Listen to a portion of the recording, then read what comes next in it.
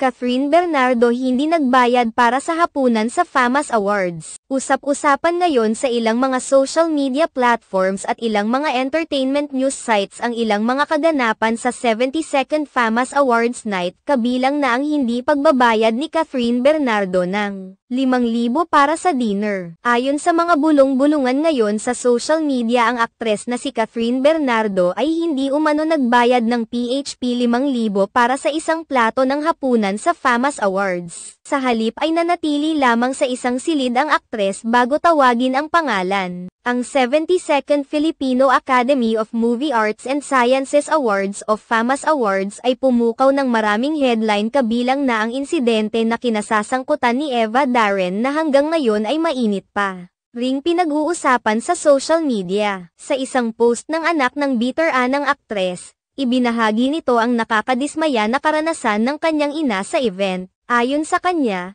dumating sa event ang kanilang ina na si Eva Darren kasama ang 3 nitang apo na umaasa na makita abuela sa entablado. Si Ms.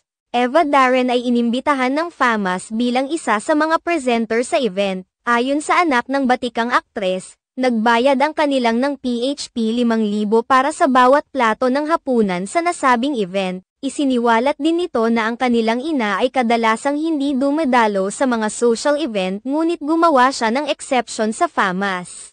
Ikinagulat naman ng maraming mga netizens ang revelasyon ng anak ni Eva Darren na ang isang dinner plate sa prestihiyosong event ay nagkakahalaga ng PHP 5,000. Sa kaso ni Miss Eva Darren, hindi lang PHP 20,000 ang ibinayad niya para sa kanilang hapunan. Bumili rin ang aktres ng magandang damit at heels na isinuot niya sa kaganapan. Ibinahagi pa ng anak ni Miss Eva Darren ang pagkuha ng kanilang ina ng hair and makeup package para sa event. Gayunpaman, ang lahat ng effort nito ay nabaliwala at humantong sa pagkabigo dahil natapos ang gabi nang hindi tinawag ang bitter-anang aktres para maging presenter sa entablado. Base sa artikulo, hindi nagbayad ng PHP 5,000 ang kapamilya star na si Catherine Bernardo na ginawaran bilang FAMAS Best Actress para sa kanyang karakter sa hit movie na A Very Good Girl, para sa isang dinner sa event.